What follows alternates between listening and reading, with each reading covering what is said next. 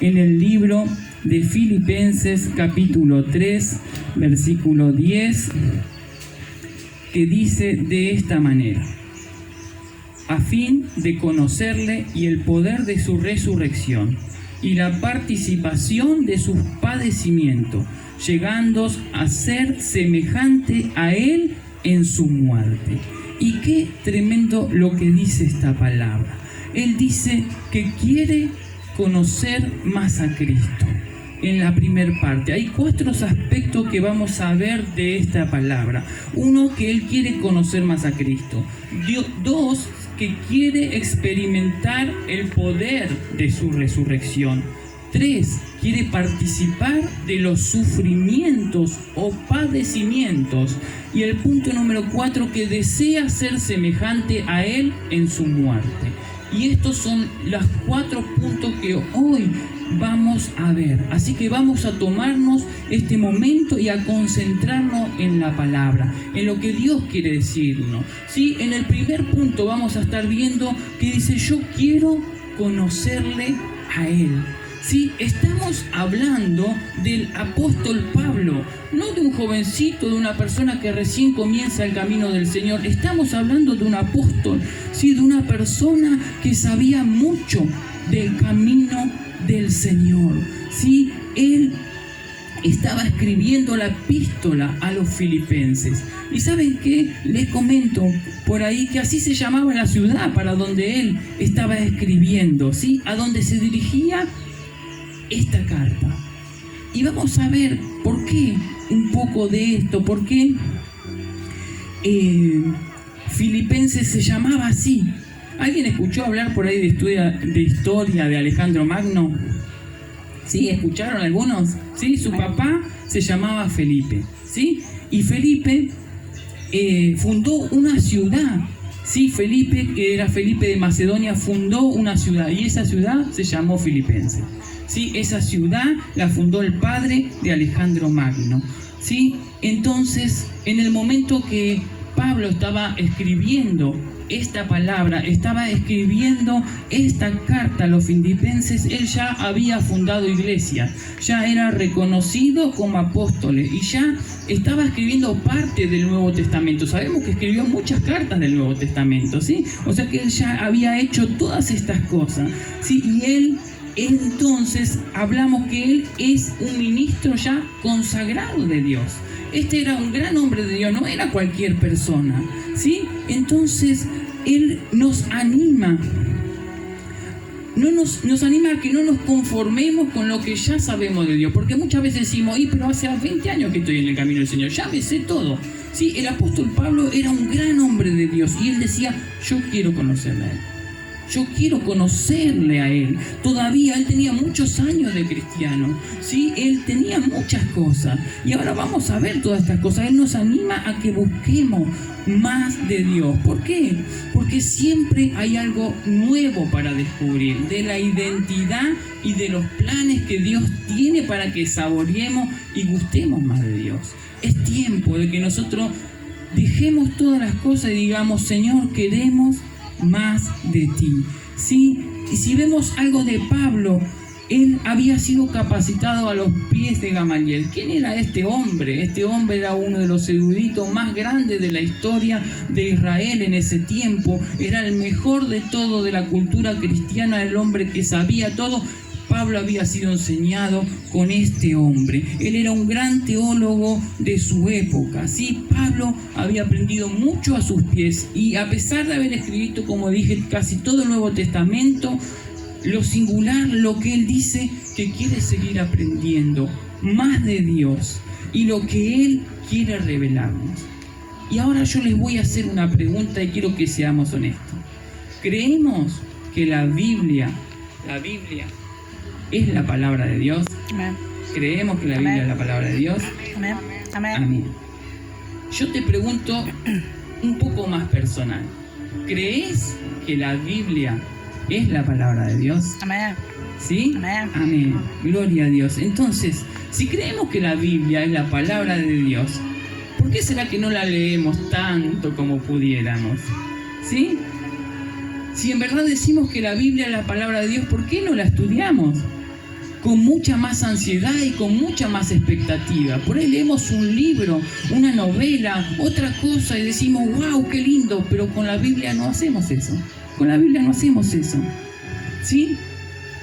Yo sé que quizá alguno de ustedes pueda sentirse por ahí culpable por decir, a veces no hago esto, pero la idea no es de que ustedes se sientan culpables ni que yo me sienta culpable, sino que nosotros podamos comenzar a tener hambre de la palabra del Señor, ¿sí? Porque la intención es ayudarle, y esto es lo que nosotros estamos haciendo en este tiempo y lo que vamos a hacer este año, ¿sí? Ayudándolo, bendiciéndolo, capacitándolo con todas las escuelas que tenemos para que podamos estudiar, para que podamos aprender, para que podamos gozarnos de la palabra de Dios. Es tiempo de que estemos hambrientos de la palabra de Dios, ¿sí? Y creo que ¿por qué muchas veces no nos acercamos así a la palabra de Dios? Porque la religión nos ha enseñado muchas cosas que nos enseñó mal. Una tradición, la tradición cristiana, en que se nos ha enseñado a leer la Biblia como un libro de historia. Lo vemos como un libro de historia, pero Dios no lo hizo con ese mensaje, ¿sí? El objetivo de Dios no era ese. Otra cosa también es que leemos la Biblia en un lenguaje muy antiguo. Y realmente nos pasa, y me pasa a mí también cuando escuchaba la palabra. Y decía, leemos la Biblia ¿en qué? En el idioma, ¿sí? Español, antiguo, en el Reina Valera. ¿De cuándo? De 1960. Leemos la Biblia de 1960. Habla en español, ¿sí? ¿Quién era Reina Valera? Para que podamos entender un poco. Eran dos monjes, ¿sí? Dos monjes católicos que habían estudiado, ¿sí? Hebreo, arameo y griego. Y ellos decían, porque en la antigüedad no estaba la palabra traducida como hoy la tenemos acá, sino que estaba en esos idiomas, entonces nadie la entendía. Y ellos habían estudiado y dijeron, queremos que la palabra de Dios, ¿sí? se traduzca al idioma y que cada español pueda tener la palabra de Dios en su idioma. Y qué buena idea que tuvieron estos hombres, ¿sí? Estos hombres tenían y tienen su nombre, ¿sí? Uno es, o sea, el apellido, uno es Casiodoro de Reina y el otro Cipriano de Valera. Por eso de Reina Valera, ¿sí? O sea, que los padres lo querían mucho. Le pusieron como a mí, ¿no? También me querían mucho. Sí, a veces nos ponemos estos nombres que son medio raros, ¿sí? Pero sin embargo, estos hombres tenían algo bueno, y es bueno que nosotros podamos entender la Biblia, que podamos entender, pero cuando nosotros queremos leer la Biblia, nos aburrimos. Nos vamos aburriendo porque lo que dice, entendéis vosotros, dice tantas cosas que nosotros no la entendemos. Entonces, ¿qué tenemos que hacer? Buscar que la Biblia sea y esté en una traducción que podamos entender mucho mejor. Por eso hoy hay muchas Biblias del lenguaje actual, ¿sí? Muchas cosas. Ellos hicieron la Biblia y después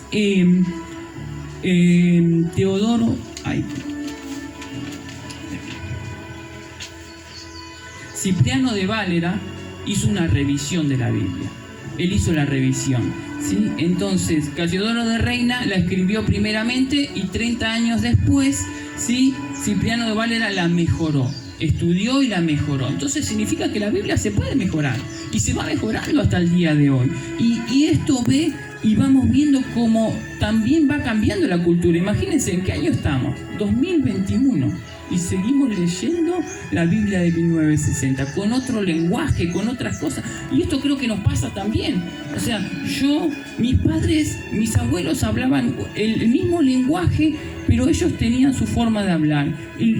Nosotros tenemos nuestra forma de hablar, nuestros refranes, nuestras cosas. Hoy si yo escucho a algún joven de lo que está acá, seguro que ellos tienen su forma de hablar, su forma de comunicarse, su forma de decir las cosas, y que a veces eso nosotros no lo entendemos. Entonces, de esta manera la Biblia también va cambiando y se va mejorando. Por eso tenemos traducción del lenguaje actual y todas estas traducciones que nos ayudan a poder entender mejor la palabra de Dios, ¿sí? Y Dios, Él es un Dios que está dispuesto a hablarnos en nuestro idioma, ¿sí? Imagínense si nosotros tenemos que cuando vamos a Dios decimos, Señor, venid a mí, y el Señor no entiende, Él nos habla en nuestro idioma, ¿sí? Jesús es nuestro ejemplo. ¿Y sabe qué dijo Jesús? ¿Cómo hizo Él para hablar con Jesús? Dijo que nosotros le podemos decir Abba Padre. ¿Qué significa Abba Padre? Papito.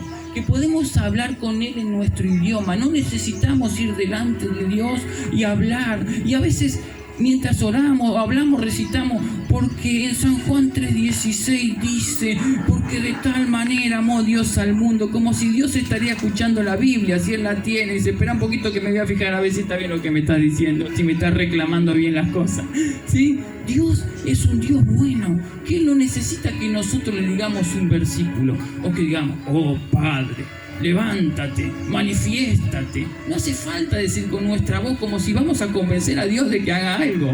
Sí, si Dios no quiere hacerlo, no lo va a hacer. No podemos convencer a Dios con palabra, con Cristo. No se puede convencer a Dios. Pero si nosotros nos ponemos delante de Él y hablamos con nuestro lenguaje y le decimos con nuestras palabras, cuando oro a Dios, yo lo busco con mis palabras. No me pongo a buscar palabras de la Biblia. No voy a hablar en el lenguaje de Reina Valera 1960, ¿sí? Voy a hablar como hablo yo, como tengo que expresarme delante de Él, como mi papito. Entonces esto es importante, que nosotros nos podamos expresar delante de Dios. Porque Él nos quiere entender, Él está esperando que le busquemos. Y Él dice que si nosotros le buscamos, ¿qué nos va a hacer? Le vamos a encontrar. Pero hay que buscar. Para encontrar hay que buscar primero. Sí, hay que buscar. Entonces tenemos que dejar que acercarnos, ¿sí?, a la palabra de Dios con entendimiento, que podemos buscarlo con hambre, ¿sí? Dios es un Dios que quiere y puede ser descubierto. Es como si Dios estuviera escondido, pero Él está ahí esperando que nosotros, ¿qué hagamos? Le busquemos. Si jugamos a las escondidas, ¿quién juega a las escondidas acá? ¿Quién jugaba a las escondidas? Sí, yo jugaba a las escondidas. Sí, jugábamos y nos escondíamos y esperábamos que nos encuentren. A veces no nos encontraban, pero esa es la idea y la gracia del juego, ¿sí? Que nos puedan encontrar. ¿Sí? Entonces eso es lo que quiere Dios.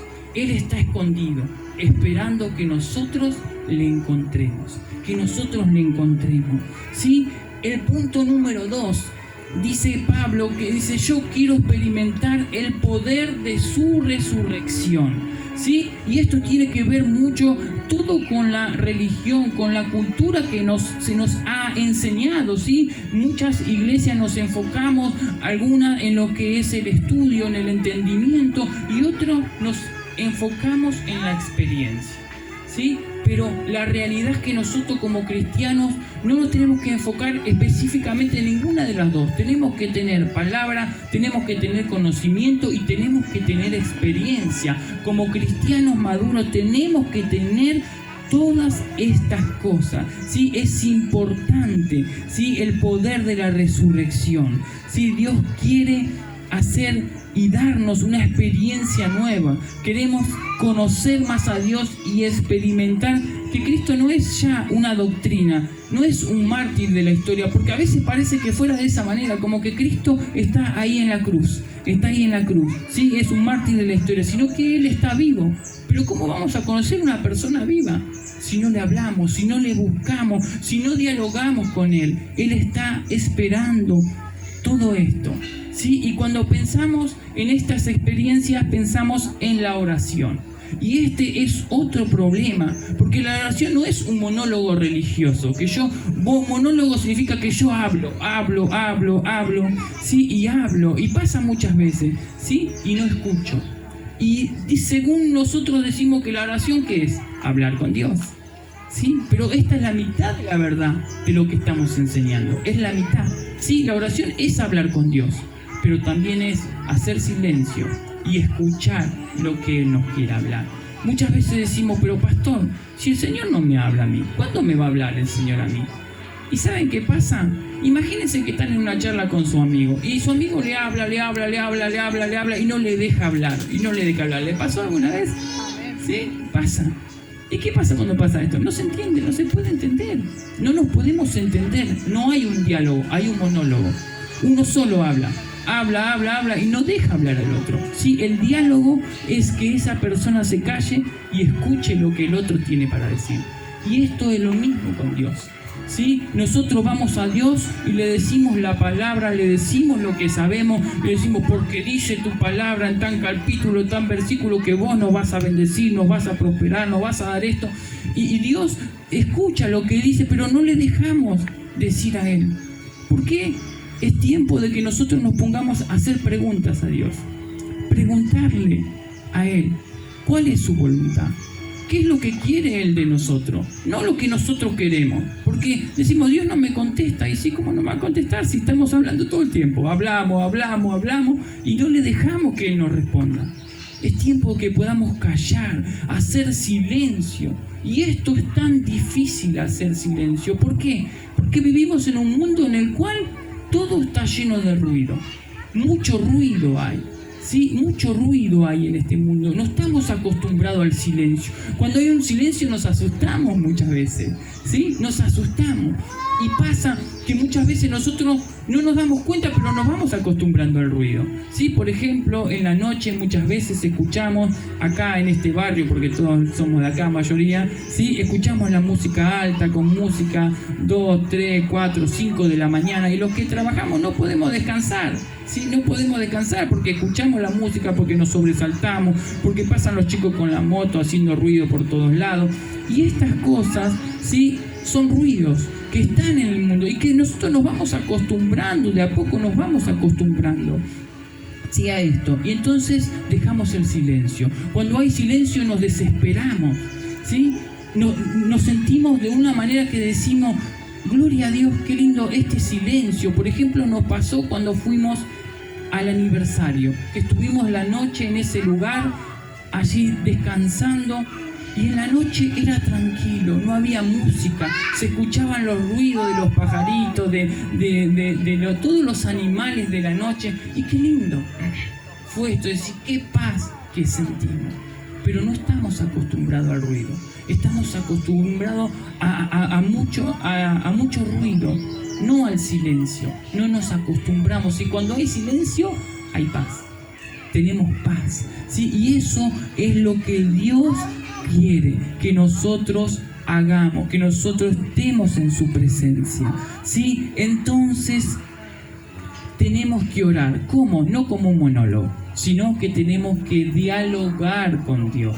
Es tiempo de que dialoguemos, que hagamos silencio, ¿sí? Que hagamos y digamos todo lo que Dios quiere para nuestra vida. ¿Saben qué?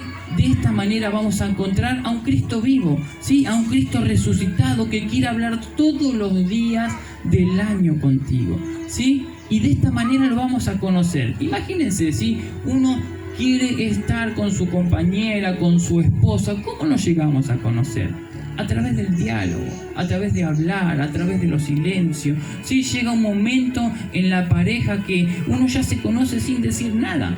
Simplemente con una sola mirada te conoces, ¿sí? Ya sabes lo que quiere la otra persona, pero eso lleva tiempo, ¿sí? Y nosotros tenemos que hacer esto, aprender a dialogar con Dios, aprender a buscarlo a Él, ¿sí? Este es el tiempo, ¿sí? Y vamos a ver el punto número 3 ahora, ¿sí? Y lo más sorprendente que Pablo dice que quiere participar de su sufrimiento, que él quiere madurar en la fe sufriendo.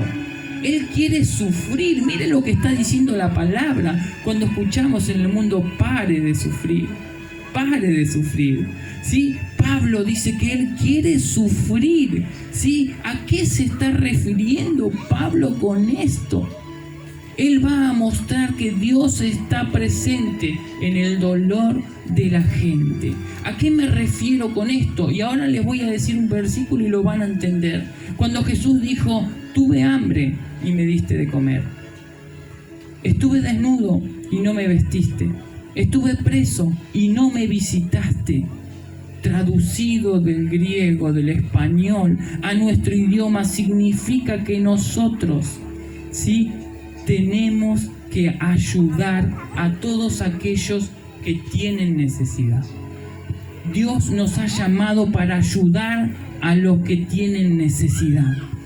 Esto que vos hiciste por ayudar a una persona que tiene necesidad, dice Jesús, esto lo hiciste por mí. Por eso es que Dios está presente en el dolor de la gente. Decimos, ¿dónde está Dios? Ahí está Dios, en el dolor de la gente, en el que está preso, en el que tiene hambre, en el que está pasando angustia, ¿sí? En el que está pasando necesidades. Muchas veces nosotros como cristianos hacemos la vista gorda para un costado y no ayudamos, pero Dios nos manda a ayudar. Imagínense la historia del buen samaritano. Sí, el buen samaritano podía haber pasado derecho de largo, sin embargo ayudó a esa persona. Y los otros dos que pasaron eran levitas, eran personas cristianas que lo dejaron pasar, siguieron su camino. Sin embargo, este hombre lo conoció, le habló, le dijo, ¿qué te pasó? Yo te voy a ayudar. Y lo ayudó. Ahí está Dios, hermano. Ahí está Dios. Eso significa que nosotros tenemos que participar de los padecimientos, de sufrir con Cristo. ¿Sí? Cuando vemos gente que está pasando necesidad, que está pasando momentos difíciles, tenemos que ayudarle. No hace falta que me vea el pastor, la pastora, no hace falta. Hace falta que nosotros pongamos nuestra vida en esa necesidad. ¿Sí? Muchas veces cuando escuchamos la palabra avivamiento, pensamos el avivamiento viene en un montón de cristianos como estamos acá levantando nuestras manos y adorando al Señor. Y eso es verdad, eso es avivamiento, pero es una parte también. ¿Sí? La otra parte también tiene que ver con lo cristiano cuando extendemos nuestra mano a la necesidad del otro, cuando ayudamos al otro, cuando nos ayudamos a aquel que tiene necesidad. Esto tiene que ver con participar de los padecimientos de Cristo. Por eso el apóstol Pablo termina, ¿sí?, el punto número 4 con un broche final. Y él dice que quiere ser semejante a él, ¿a quién? A Jesús, en su muerte. Él tiene claro que la vida cristiana se trata de ¿qué? De morir. La vida cristiana se trata de morir. Morir a nuestro yo, morir a nuestro egoísmo, a nuestra naturaleza pecaminosa, que lo único que busca es que yo salga y haga lo que quiera. Yo primero, yo segundo, yo tercero, yo cuarto y yo quinto. ¿Sí? Todos somos yo, todos somos yo. Y esto es lo que nosotros tenemos que hacer para madurar en nuestra fe, para parecernos a Jesús. Él estuvo dispuesto a darlo todo por la humanidad. Mi pregunta es ahora, ¿estás dispuesto a darlo todo por Jesús? ¿Estás dispuesto? ¿Estamos dispuestos a darlo todo por Jesús? ¿Realmente? Debemos comprometernos a buscar más de su palabra, a seguir conociéndolo a Él. Ya no conformarnos con una lectura religiosa de la Reina Válida 1960. Busquemos una traducción más actual, algo que nos guste, algo que nos apasione. Saben que en mi tiempo de juventud compré una Biblia que se llamaba Héroes, que es de Dante Gebel y está escrita de una manera hermosa que te apasione, que te da ganas de leerla. Y no digo que te compres esa, pero que compres una traducción que te ayude, que puedas entender, que puedas saber que Dios te puede hablar en tu propio idioma. ¿Sí? Que podamos entender, jóvenes, lo que Dios quiere con nosotros en este tiempo. Cambiemos, ¿sí?, esas versiones de la Biblia. Este es el tiempo. Nosotros podemos saber que tenemos que buscarlo a Él, ¿sí? Que podemos dialogar con Él y que Él está vivo. Él está vivo como cuando hablamos con nuestros amigos. Él está vivo delante nuestro, no es un mártir. El Señor nos dio el Espíritu Santo y la posibilidad de poder, ¿sí?, hablar con Él y oír su voz. Tenemos que hacer esto, ¿sí?, porque Él nos ama. Él ama a toda la humanidad. Por eso vino a esta tierra. Porque de tal manera amó Dios al mundo que dio a su Hijo. Por ti, por mí, por el vecino, por el amigo, por aquel que tiene necesidad, aquel que está en la droga, aquel que está pasando momentos difíciles, aquel que está angustiado. Dios vino por cada uno de nosotros, ¿sí? Y hoy voy a hacer un llamado y que podamos reflexionar con esto. Y el llamado es un poco inusual a lo que siempre podemos hacer. Un llamado raro, extraño. Y el llamado es a la muerte, a que podamos morir cada uno de nosotros, a nuestro ser, a nuestro yo, a nuestra vida, y que podamos ayudar a todos aquellos que lo necesitan. Este es el tiempo de querer más de Él, de estudiar de su palabra, de poder estar en la necesidad del otro, de poder estar en su resurrección con Él. Este es el tiempo, y por eso en este momento vamos a participar de esta cena que nos dio el privilegio como hijos de Dios de poder recibir de su palabra.